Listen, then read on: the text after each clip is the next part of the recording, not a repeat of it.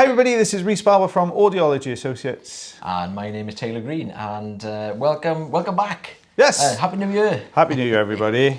It's been a while. It's been a long time, hasn't it, since you're one of these. Yeah, we've still got building work going on. We've done the majority of it. We've got one last little bit left to do, so hence why it's taken us a bit longer to get back to the videos. Now this is your patient, and it's an interesting one, isn't it, this one? Yeah, this is a Keratosis Obturans, which I know a lot of you are big fans of. They do like the Keratosis Obturans. They do.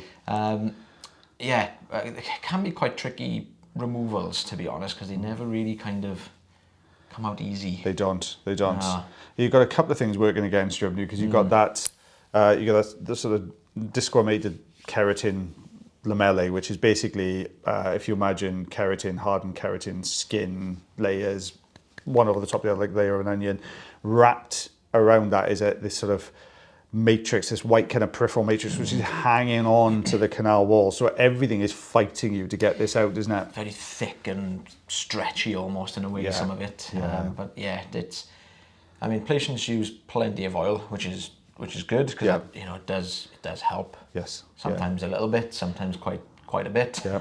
But it can help to separate those layers out a little bit, can't it? Sometimes just to soften that. Can you imagine keratin is what your hair and nails are made out of? So when it really hardens like this, when it's come away from the canal wall and you've got this really hard layer, it dries to a tough old layer. So the oil does help.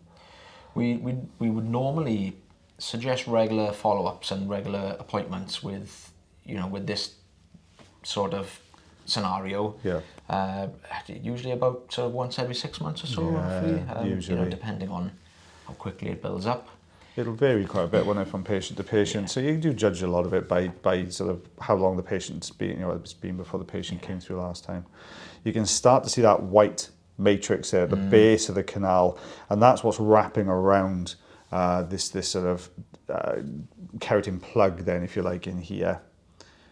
You can kind of see that, where we mentioned that stretchy consistency, you can almost kind of see it there as we're trying to wiggle this around, because it's like one portion of it is moving, but the rest of it is still really firmly attached. So it's a bit of it's not a nice experience to try and remove. Very, very difficult. And some of the things a patient will experience at this point, for keratosis obturans, you're ideally looking pain. It can be from mild to quite severe pain, actually, with keratosis, depending on which type it is, because there are a couple of different types of keratosis obturans, depending on the sort of what's going on in the ear canals, how you classify them. But they'd also experience some conductive hearing loss, which means there's a problem with the sound getting to the inner part of the ear, so getting to that sensory organ, just because it's blocked by the keratin plug and that sort of peripheral matrix you've got hanging around outside. It's always in this deeper portion as well in the ear canal, so it's also in the osseous portion of the canal. Yep. It's a tough old one, this one, isn't it? That doesn't want to come away. Yeah, really, really tricky. It's teasing them apart, isn't it? That's the problem. You can see it's kind of very, very slowly kind of, oh, here we go, you can see I'm trying to lift it. I don't want to go too crazy with it, but at the same time, it gets to a point where you think, oh, I actually need to do a bit more now just to get this to start moving. You've got to be mindful, because we were saying, one of the classifications of it being keratosis obturans, the patients had pain. There you go. You can see that really starting to pull forward.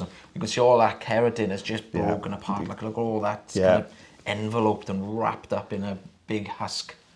You can see that white layer. That's that matrix we're talking about, which holds it against the canal wall.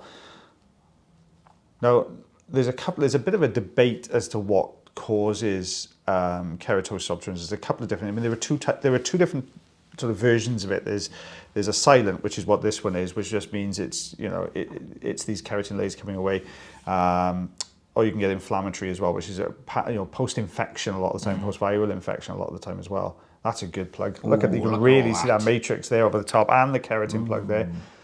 That's a good one. Chunky. It is. It's a very chunky plug, that one.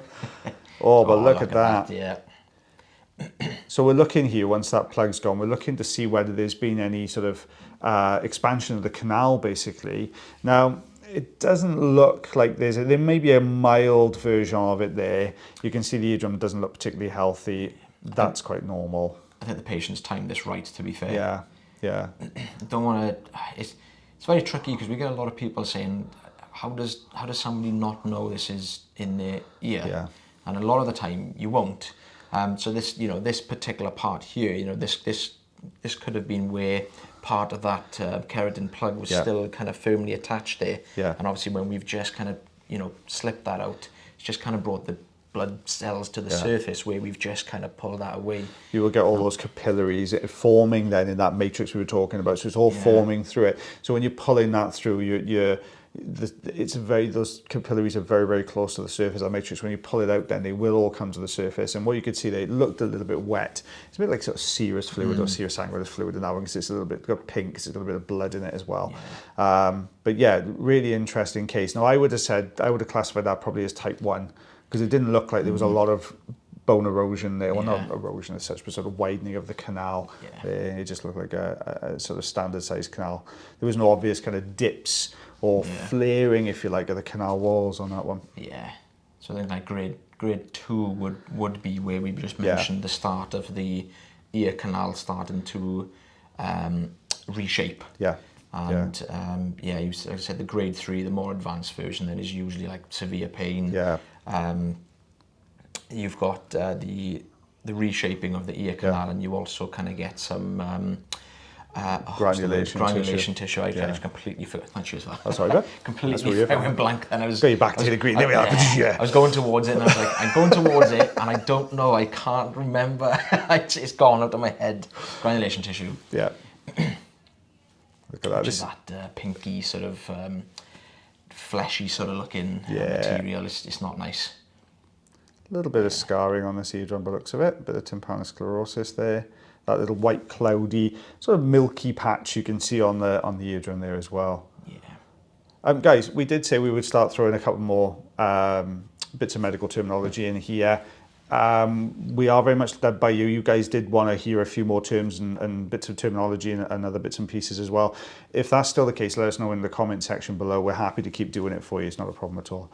Look at that keratin plug though. That is a beastie, isn't it? That is a beastie. That's a good one. Yeah, real thick. Guys, don't forget, if you do have problems with your ears, you can always check out the link tree in the description on any of the social media channels. That will take you through to the website as well. You can look at contact us and to book an appointment.